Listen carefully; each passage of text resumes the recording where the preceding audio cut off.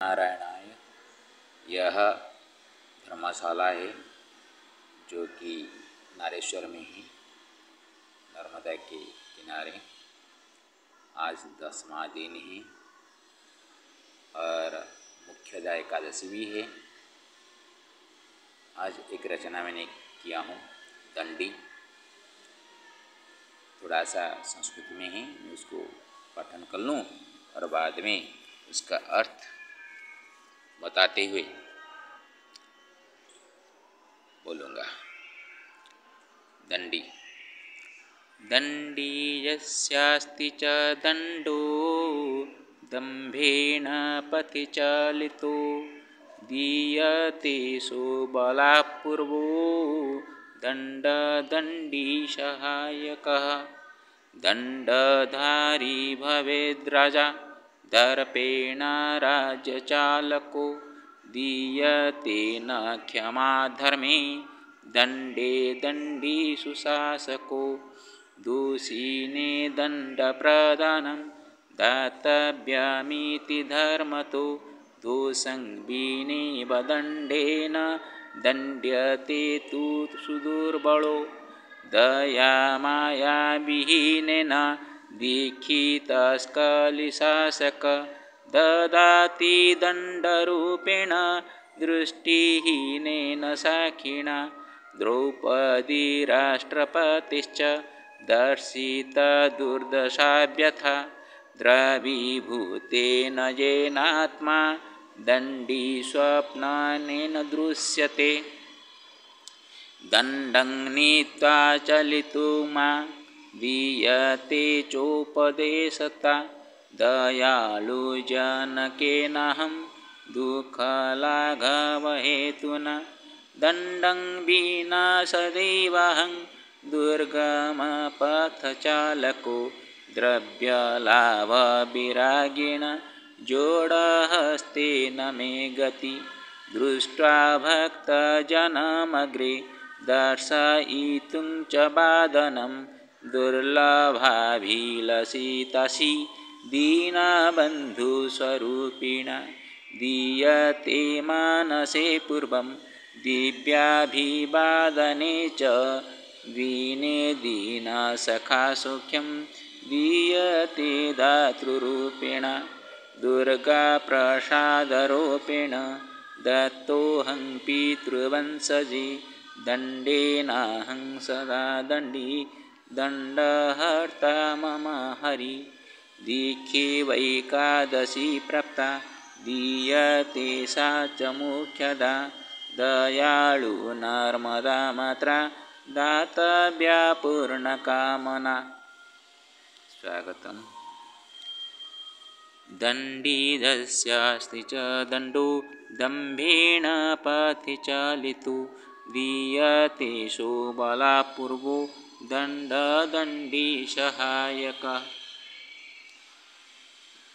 यस्य अस्ति च दण्डः, दंडी। दंडी उसको कहा जाता है जो दंड हाथ में पकड़ता हो, लकड़ी। सपने में मैं देख रहा हूँ, मेरे पिताजी घर से निकलते हुए बोले कि पकड़ो, अपना लकड़ी पकड़े जाओ। लेकिन मैं उसको बिना पकड़े में आगे बढ़ गया। तो सुबह मैंने पूजा क्रम ख़त्म किया तो उसी वक्त मैंने दिमाग में ये बात आई, दंडी के ऊपर कैसे रचना किया जाए। जो कि दंडी दंड को, लकड़ी को पकड़ता है, वो दंभ में रास्ते में चलता है। कोई भी उसको डर नहीं आता है, ना जीव जंतु का डर होता है। ऐसे से कुत्ता तो 2-3 बार मेरे को काट चुका है, पंजा लगा चुका है। ऐसे करते हैं, इसलिए वो लकड़ी हाथ में होता तो शायद जानवरों से मुक्त हो जाए। फिर भी मैं कभी भी लकड़ी पकड़ के नहीं चलता हूँ। दीयते सो बलापूर्वो, वो दंड एक अपूर्व बल देता है। दंडी सहायकः, वो लकड़ी जो लकड़ी पकड़ के जाता है, दंडा पकड़ के जाता है, उसका वो सहायक होता है। दंडधारी भवेद्रजा दर्पेण राजचालको दीयते न क्षमा धर्मे दंडे दंडी सुशासको। और दंड का होता है किसी को दंड देना। वो दंड देने वो होता है वो राज्य का जो पालक होते हैं, शासक, उनके हाथ में दंड होता है। वो दंडी जो कि पकड़ के दंड देते हैं, दंडधर उसको कहते हैं। तो दंडधर होने के बाद वो ही दंडी है, राजा। और जिसको दंड दिया जाता है वो दंडी भी बोलते हैं। तदीयते न क्षमा अधर्मे, जो अधर्म करता है उसको कभी भी क्षमा नहीं किया जाता। दंडे दंडी सुशासको, वो दंड से उसको, तो दंडी नाम का जो ख्यात राजा के लिए है, वो सब तब जाके सार्थक होता है जो अधर्म करता है, पाप करता है, उसको सही दंड मिले, और वो राजा देने वाले होते हैं। दूषिने दंड प्रदानं दातव्यमिति धर्मतो दोषं विनेव दंडेन दंड्यते तु सुदुर्बलो।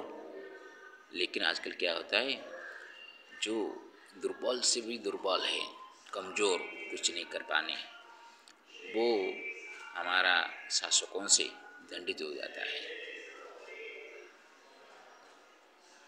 ये एक नमूना पेश किया गया है, उसके बाद में मैं बताऊंगा। तो जिस प्रकार का दोषी ने दंड प्रदान, जो दोषी है उसको दंड देना चाहिए। दातव्यम इति धर्मतः, धर्म के से उसको देना चाहिए। दोषं विनेव दंडेन, बिना दोष से भी उसको एक बार दंड दिया जाता है। दंड्यते तु सुदुर्बलः, जो दुर्बलों से भी दुर्बल है उसको, क्योंकि उनको कमज़ोर हैं, वो कुछ आर्थिक अवस्था में हो या पारिवारिक में कोई सहयोगकारी नहीं हो, अपना कोई न हो, तो उनके ऊपर जो बलवान अपना बल दिखाते हैं और छोटा मोटा केस में उसको दंड दिलवाते हैं। दया माया विहीनेन दीक्षितस्खलित शासक ददाति दंडरूपेण दृष्टिहीनेन साखिना।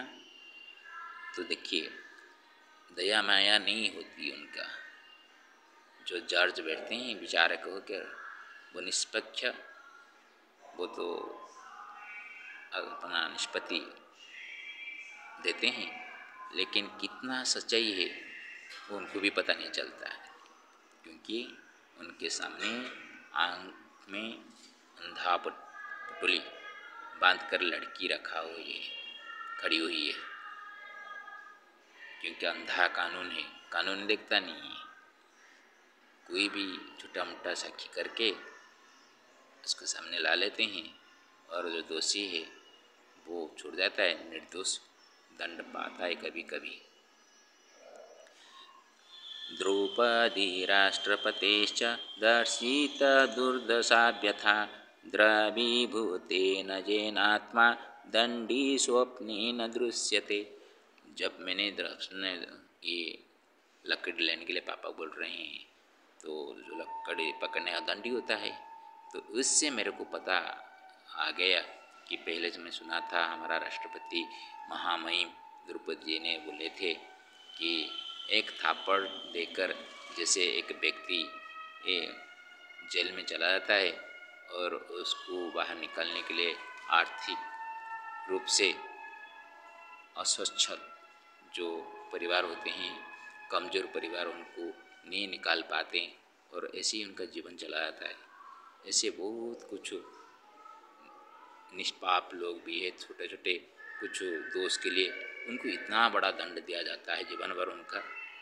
ये तो बात मैंने सुना था, तो ये बात फिर से मेरे मन में आ गई कि देखियो दंडी का कितना बल होता है।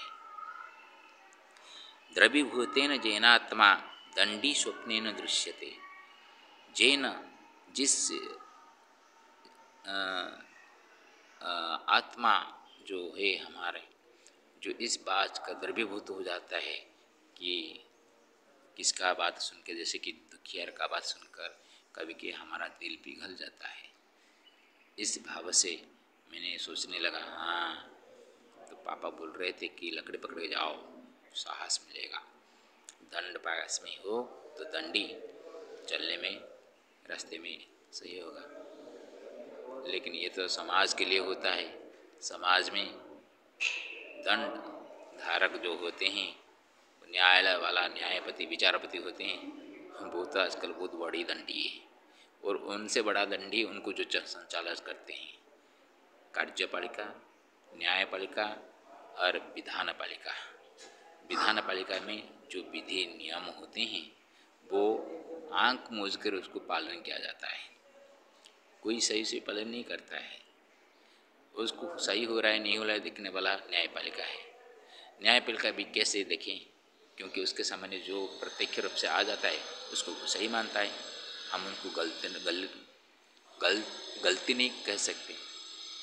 और उन दोनों के बीच में ही कार्यपालिका जो है हमारा नेता लोग, वो ही सचमुच दंडी है, दंडधारी है, दंड देने वाला। वो ही हम लोगों को जिस तरह का निरीह लोगों को दंड। अभी निर्वाचन का समय है, कोई जीते कोई हारे इसमें कुछ लेन देन नहीं है, लेकिन ये जितना हारना इसी में ही लोगों के प्रति आक्रोश भावना नेता लोगों के मन में आ जाती है। और वो कुछ गुंडा टाइप के हो तो क्या कहना। दंडं नीत्वा चलितुं मां दीयते चोपदेशता, दयालु जनकेनाहं दुःखलाघवहेतुना। दंडं नीत्वा चलितुं मां मुझे लकड़ी पकड़ के जाने के लिए, दीयते च उपदेशता, उपदेश वो दे रहे हैं कि दयालु जनकेन अहम, दयालु जन, मेरे पिताजी भी दयालु थे, कभी भी मेरे को कुछ कष्ट होने वाला चीज़ मेरे को जीवन में नहीं दिए थे।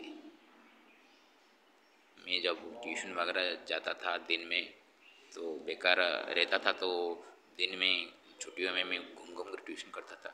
तो घर में जब आता था तो गर्मी के दिन में बोल रहे थे पूरा गर्मी का दिन उसका हो गया, तो मेरा कष्ट वो देख नहीं पाते थे। तो इसलिए दयालु जनकेन हम दुख लाघव हेतुना, दुख को लाघव करने के लिए वो मेरे को ये आदेश दे रहे थे। दंडं बीना सदैवहं दुर्गम पथ चालको, द्रव्यलाभ विरागिना तु जोड़ हस्ते न मे गति। हमेशा मैं बिना लकड़ी पकड़ के चलता हूँ। वो मैं केदारनाथ, बद्रीनाथ जहाँ भी गया ऐसे ही गया। उतार चढ़ाव है जीवन में, तो उतार चढ़ाव हो क्या आ रहा हूँ, तो चलने से क्या असुविधा है ऐसे। और हमेशा क्योंकि हाथ दोनों खाली रखता हूँ, क्योंकि किसी कोई मेरे सामने आ जाए वो मेरे को प्रणाम करने से पहले मैं उनको प्रणाम कर सकूँ, इसलिए मैंने जोड़ हस्ते में चलता रहता हूँ। दृष्ट्वा भक्ता जनमग्रे दर्शयितुं च बादनं, दुर्लभाभिलषितासि दीनबंधु स्वरूपिणा। दीन जनों का बंधु प्रभु विष्णु नारायण कभी किसी रूप में आ जाए किसको पता, तो इसलिए मैं जोड़ा हस्त होकर चलता हूँ। कभी कोई मेरे सामने आ जाए उनको मेरा अभिवादन, प्रति अभिवादन ज्ञापन करना होता है, तो मैं कभी पहले आशीर्वाद मुद्रा नहीं दिखाता हूँ। पहले प्रणाम मेरे आत्मा भगवान को करता हूँ, बाद में जो कि वो प्रणाम करता है तो साधु के हिसाब से उसको आशीर्वाद देना पड़ता है, लेकिन वो मेरे भगवान के पास इंटरलिंक लगा देता हूँ। भगवान आप उनको जो आपका आशीर्वाद देना है उनको दो। तो पहले मैं जोड़ हस्त में रहता हूँ, बाद में उसको ऊपर आशीर्वाद का मुद्रा दिखाता हूँ। दीयते मानसे पूर्वं दिव्याभिवादनेन दीने दीन सखा सौख्यम दीयते दातृरूपिणा। जो कि मैंने मन में पहले ही एक दिव्य भवन का अभिवादन मेरे मन में आ जाता है, क्योंकि जैसे मैंने कोई 15-20 किलोमीटर चल रहा हूँ, उसी दिन ना खाना मिलता है, ना कुछ पैसा मिलता है, ना कुछ, क्योंकि कोई पाना का तो द्रव्य के प्रति मेरा आग्रह नहीं है, किसको मांगना भी नहीं है। और अचानक कोई मेरे सामने आ जाए तो मेरे को लगता है वो स्वयं भगवान आ गए। ऐसे ही तमिलनाडु में हुआ था एक बार, गुरुवार के दिन हुआ था, रात 7 बजे, शाम 7 साढ़े 7 हो गया था। मेरे पास तो इस समय नहीं था, वो अंधेरा हो गया था। तो एक राज मनोज, एक युवक अपने बच्चे को पकड़ के बाइक में आए और मेरे सामने के जब आ गए और खड़ा रहे, मैं उनके पास जब चल के गया तो मेरे को कहाँ से आए, कहाँ जा रहे पूछे, तो मैं रामेश्वर की तरफ जा रहा था। तो अंग्रेजी में थोड़ा कुछ बात हुई, तो उसी वक्त वो मेरे को 200 रुपये दिए और कहा आप खाना पीना कैसे करेंगे। मैं कैसा करूँगा, ये तो रास्ते में अंधेरा है, तो आगे जाऊँगा कोई गांव वगैरह होगा ना। ठीक है, आगे एक चकोड़ी है, एक जो चकोड़ी में आप थोड़ा सा आइए और वहाँ में आपके लिए इंतज़ाम करता हूँ। मैं चला, वो पहले बाइक में जाके मेरे वहाँ खड़े हुए थे। मैं जब गया एक दुकान के पास, वहाँ कुछ इडली और सांभर कुछ था। उसी दिन वो रात में मेरे को गिन गिन के 10 इडली खाने को दिए थे। बोले नहीं महाराज साहब, स्वामी जी, आप भूखा रहेंगे तो रात को नींद नहीं लगेगी। और वहाँ एक पुलिस थाने के पास एक बस स्टॉप है, वहाँ रुक जाने के लिए वो मेरे को कहा। तो वो एक मानव है, कभी भगवान नहीं हो सकते, लेकिन उसी वक्त वो मेरे लिए भगवान है। हम भगवान इसलिए मानते हैं कि हमारा स्वार्थ जहाँ पे सिद्ध होता है वहाँ भगवान मानते हैं।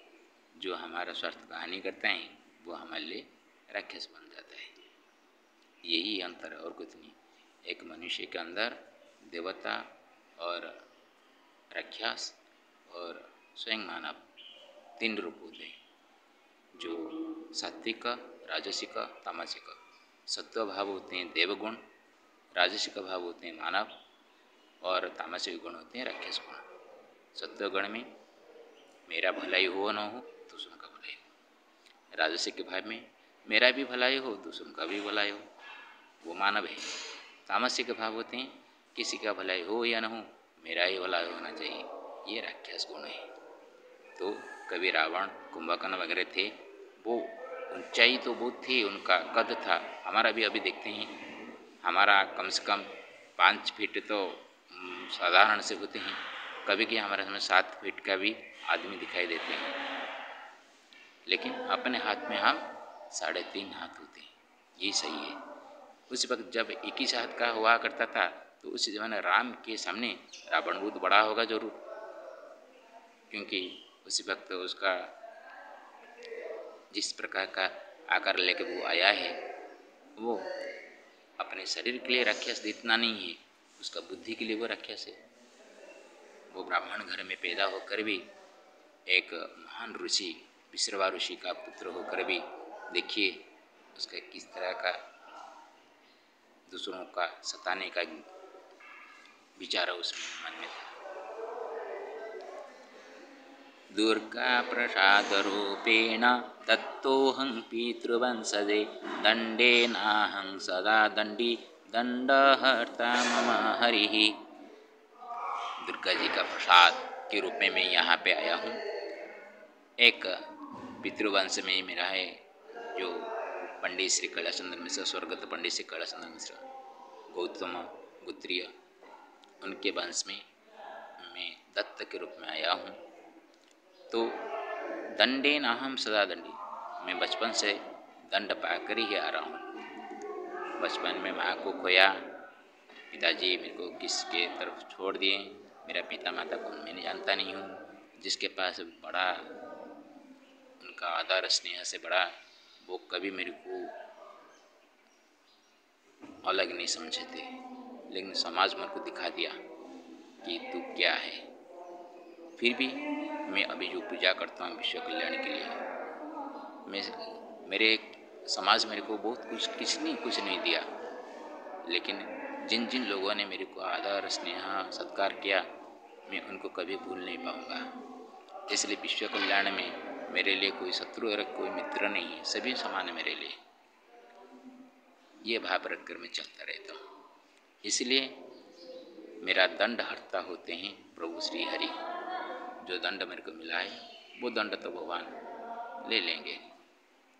दीक्षे वैकादशी प्राप्ता दीयते सा च मुख्यदा दयालु नर्मदा मात्रा दातव्या पूर्ण कामना। आज मुख्यदा एकादशी है, ये मुख्य देने वाली है। और रात में मैं जो स्वप्न देखा वो मेरे को दीक्षा जैसी ही लगा। तो दीक्षा दी गई जो चीज़, गुरु से दीक्षा दी गई है कि मैं तो शंकराचार्य जी को मानता हूँ, लेकिन शंकराचार्य के वहाँ तो अभी गुरु दीक्षा नहीं ले पाऊँगा, क्योंकि परिवार से छुटा हुआ हूँ, तो वो ग्रहण नहीं करेंगे। इसलिए मैं मन से ही शंकराचार्य को गुरु रूप में माना हूँ और उनको ही ओम गुंगुरावे नमः मंत्र जाप करके उनको मैं आराधना करता हूँ। उनके बाद मेरा आराध्य देव को मैं आराधना करता हूँ। तो इसी हिसाब से आज मेरे को एकादशी के पहले रात्रि में ही ये स्वप्न में आया। तो ऐसे लगता है कि माँ नर्मदा की कृपा से हो तो मेरा मनोकामना पूर्ण हो जाए। भगवान सबका मंगल करे, विश्व कल्याण हो। जो दोषी हो उसको दंड मिले, निर्दोष को दंड मात्र मिले, यही मेरा विचार है। ओम नमो नारायणाय।